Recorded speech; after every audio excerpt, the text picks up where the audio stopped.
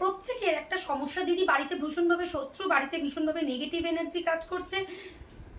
আমি একটা ছোট্ট উপায় বলছি, দেখে নাও তোমার বাড়িতে নেগেটিভ এনার্জি সত্যি আছে কি না। আগে সেটা দেখো, তারপর তো বিচার বা রেমেডি। দুটো দেশলাই কাঠি নাও, দুটো দেশলাই কাঠি নাও। এই দুটো দেশলাই কাঠিকে নিজের তালুতে রেখে খুব ভালো করে রাব করো। আর এই রাব করার সময় যে যার সে তার ইষ্ট মন্ত্র 108 বার জপ করো। যে যার সে তার ইষ্ট মন্ত্র দুটো হাতে দেশলাই কাঠি নিয়ে খুব ভালো করে রাব করো। এবং সেই সময় ভীষণভাবে নিজেকে ফার্স্ট কনসেন্ট্রেট করতে হবে। ফোকাস কনসেন্ট্রেশনে কিন্তু মাটি থেকে 2 ইঞ্চি উপরে উঠেছেন আমাদের ঋষি মহারিষিরা। এ নিয়ে পরে আলোচনা করব। ভালো করে রাব করে হাফ গ্লাস একটু জল নাও। এই জলের মধ্যে এই দুটো দেশলাই কাঠিকে ভাসিয়ে দাও।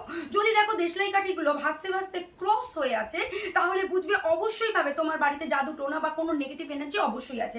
যদি দেখো দেশলাই কাঠিগুলো এরকম ভি আকৃতি নিয়েছে, তাহলে ভাববে so 50-50 negative and positive energy both is there. আর যদি দেখো দেশলাই কাঠি দুটো পৃথকভাবে জলের মধ্যে রাউন্ড আপ করছে, তাহলে তুমি ক্লিয়ার তোমার বাড়িতে পজিটিভই পজিটিভ। এই বাড়িতে সবাই খুব সুখী, সুস্থ এবং সুন্দরভাবে নিজেদের লাইফ লিড করছে। নমস্কার, শুনতে থাকো, ভালো থাকো।